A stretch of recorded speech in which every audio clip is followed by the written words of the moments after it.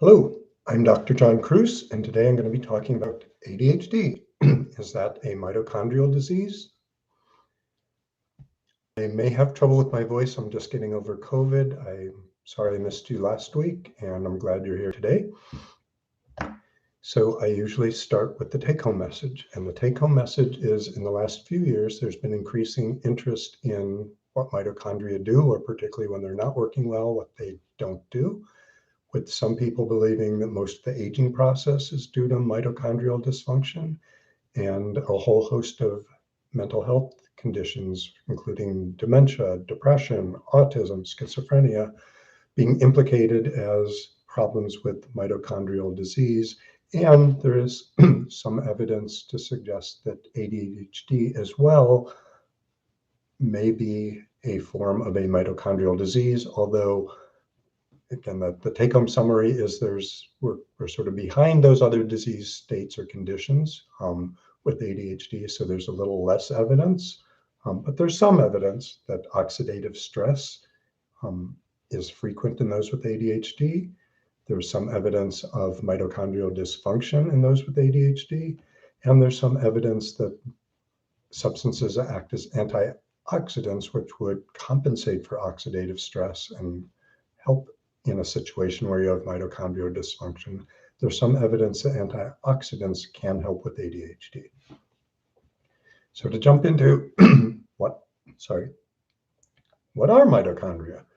So if I were giving this talk 10 years ago, most medical sources would say, mitochondria, mighty mitochondria are the powerhouses of the cells.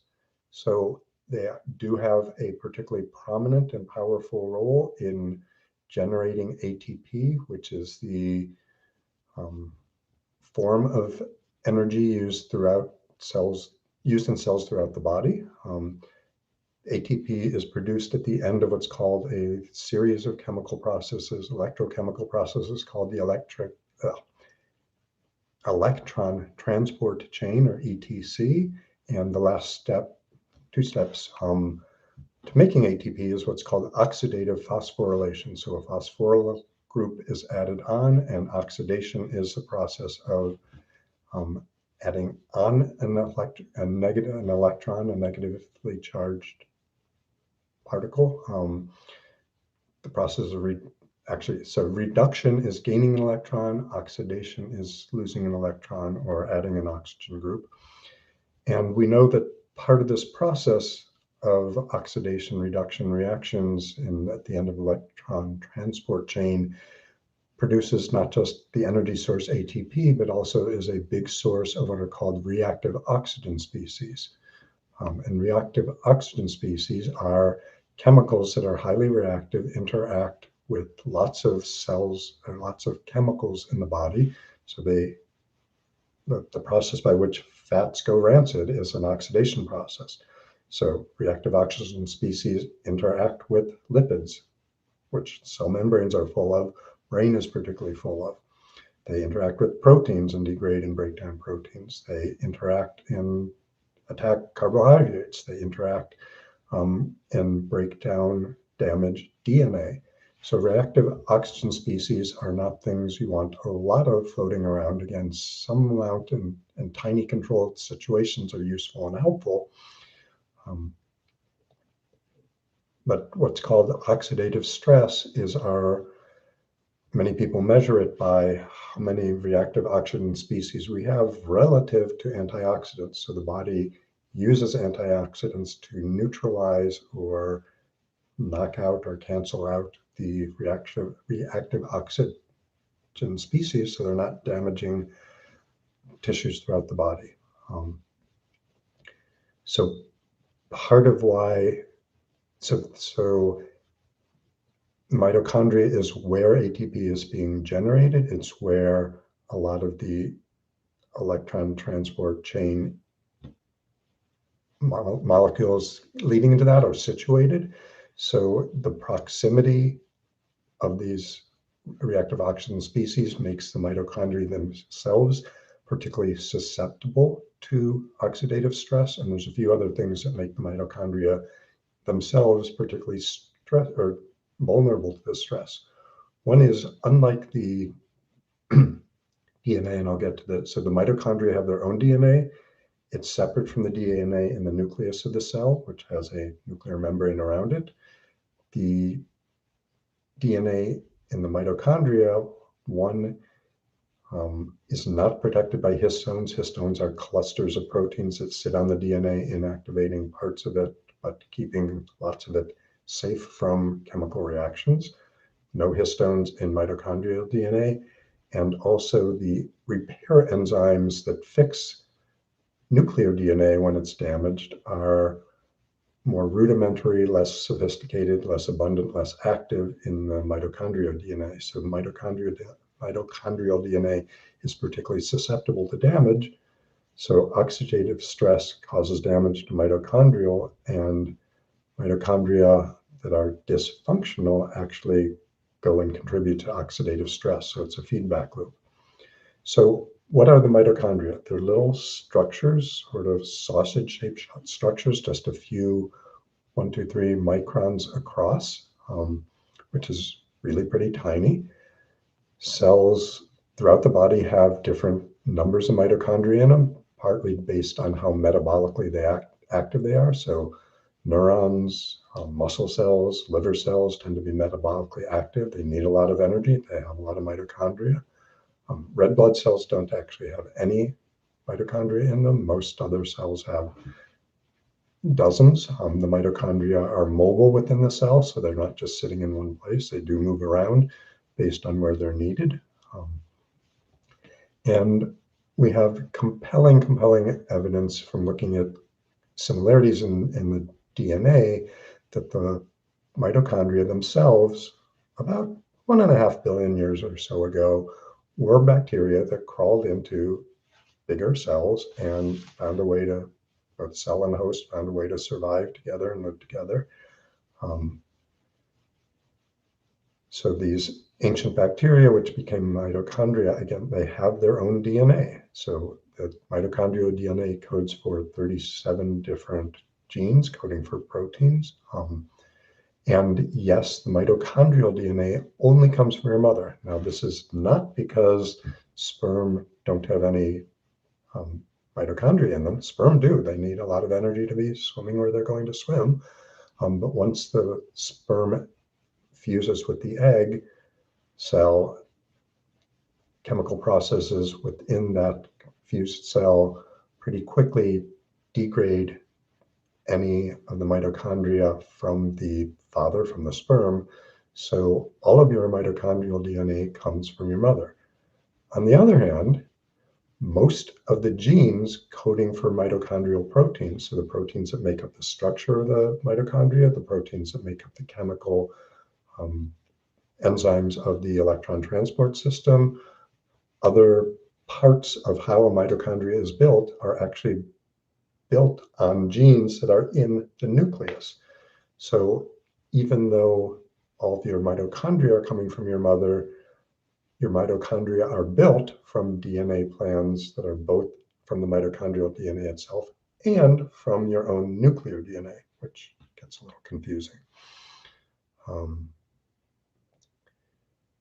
So I said some of the reasons why the mitochondria themselves are particularly sensitive to oxidative stress. Another thing to point out is that the brain is particularly sensitive to oxidative stress. So for the brain, part of the reason is the brain is a high energy system. So a lot of ATP is being generated, a lot of reactive oxygen species are being created, and yet relatively the antioxidant level within the brain it's not terribly low, it's just mismatched. And again, some people's measure of oxidative stress is the ratio of reactive oxygen species to antioxidants. So you could have antioxidants are too low or reactive species too high, creating too much of a disparity. That disparity is the oxidative stress level.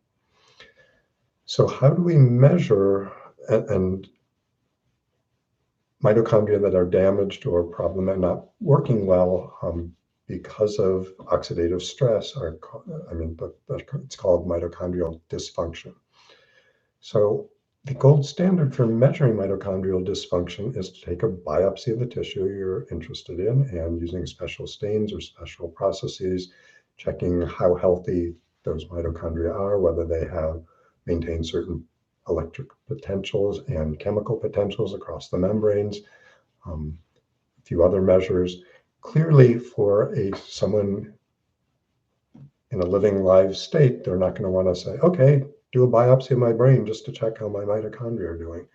So most of the research is based on proxy measures, trying to look at indirect ways of how brain mitochondria are functioning. And again, different cells have different amounts, different numbers, different activity of different mitochondria. The mitochondria can turn over. They have their own life cycle.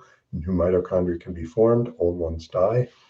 So looking at peripheral blood tissue is not always a clear indicator of what's going on in the brain. But one of the studies looking at ADHD and mitochondrial impairment or mitochondrial dysfunction used a system where they took neuroblastoma, so tumor nerve cells that they had destroyed all the neuroblastoma's mitochondrial DNA from, and they fused those neuroblastoma cells, making a hybrid cell with cells from different patients. And when they compared those hybrid cells made from ADHD patients with a neuroblastoma versus hybrid cells made from neuroblastoma and people without ADHD, what they saw was in several different measures of mitochondrial functioning, those from the people with ADHD, the mitochondria were impaired. And again, the mitochondria were coming only from the ADHD, the individual with ADHD in this case, because the neuroblastoma's mitochondria had been obliterated from this strain. So that showed pretty directly that at least in some people, individuals with ADHD, there is measurable impairment of mitochondrial DNA. Another set of studies is looking at genes and looking at variants of genes. And again, ADHD is a polygenic condition. So hundreds and hundreds of genes each contribute a tiny, tiny amount to your genetic susceptibility.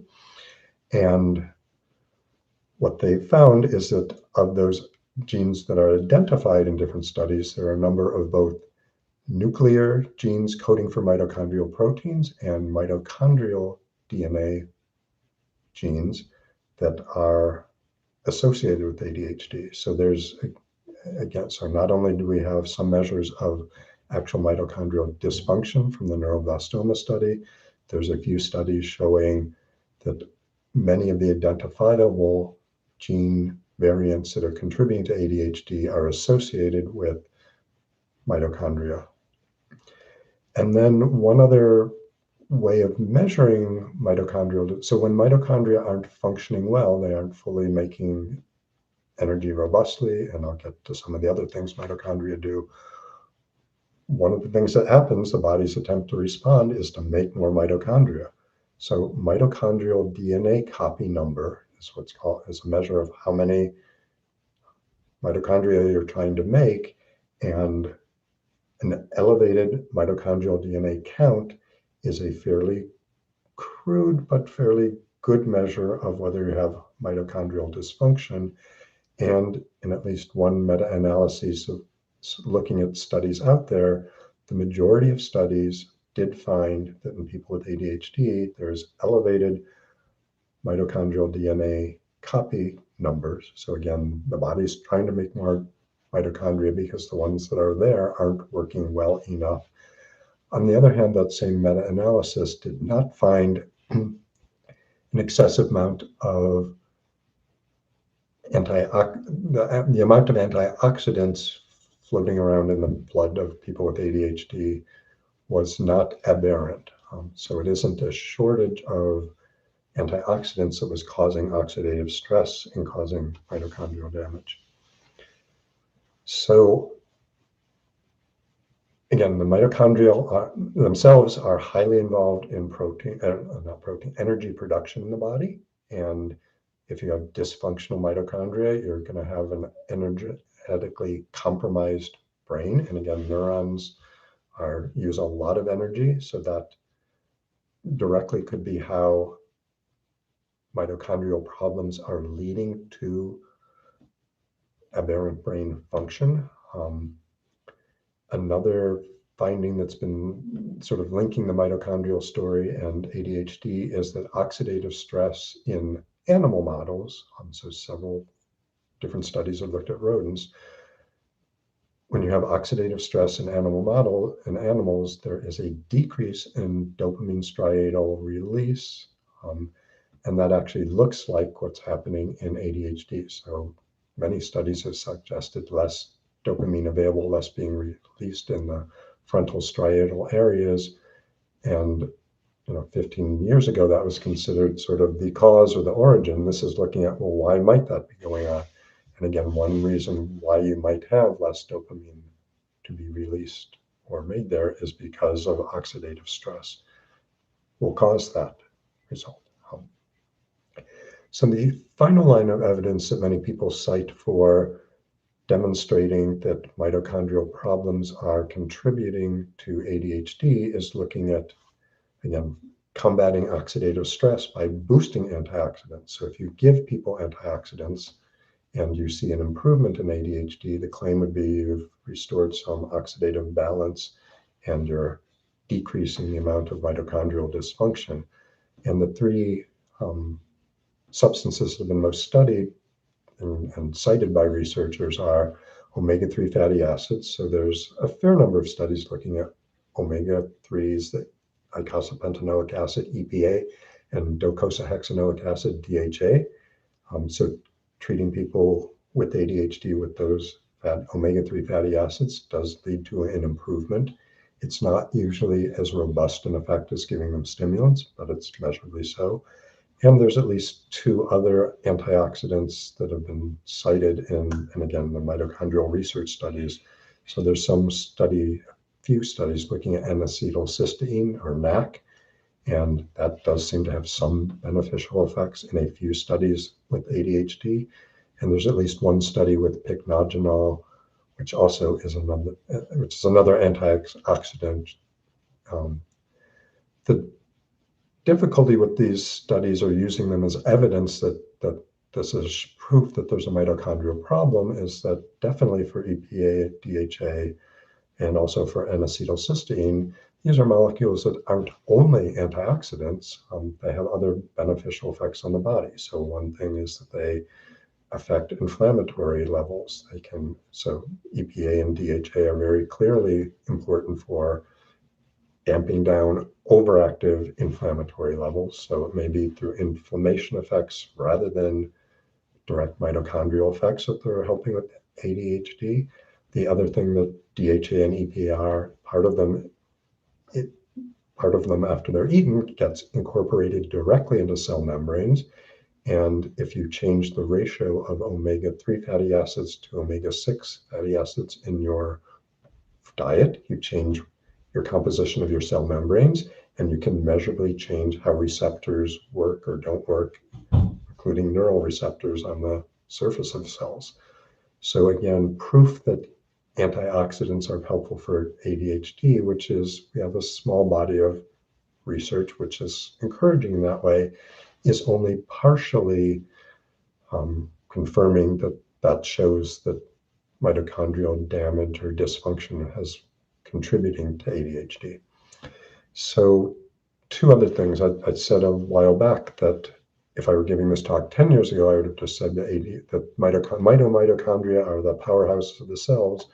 And the other thing that's fascinating and part of why so many aging researchers, dementia researchers, mental health researchers are paying more attention to mitochondria is in the last decade, we've learned that they're doing far more than just serving as powerhouses to the cells.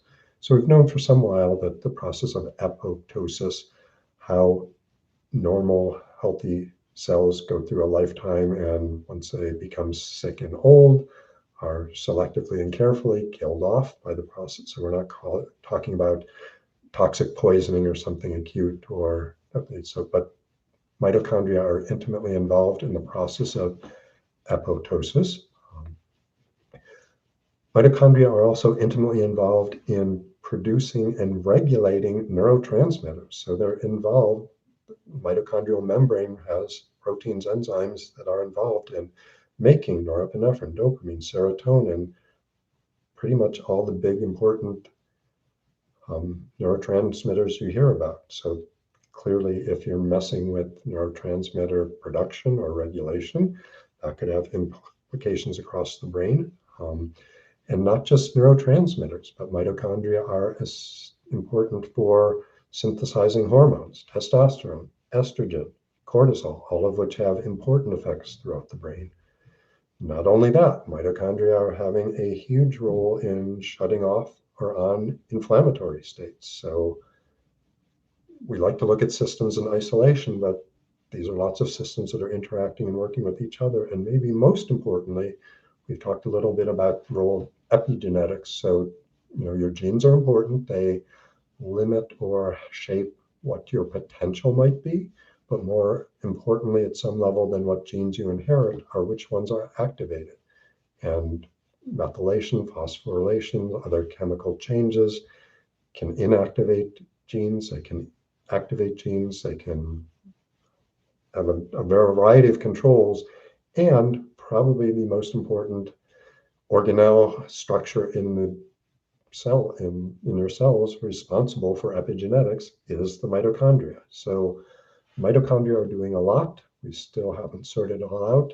There is mild evidence that mitochondrial dysfunction may have a role in contributing to ADHD, but we still have a lot to learn.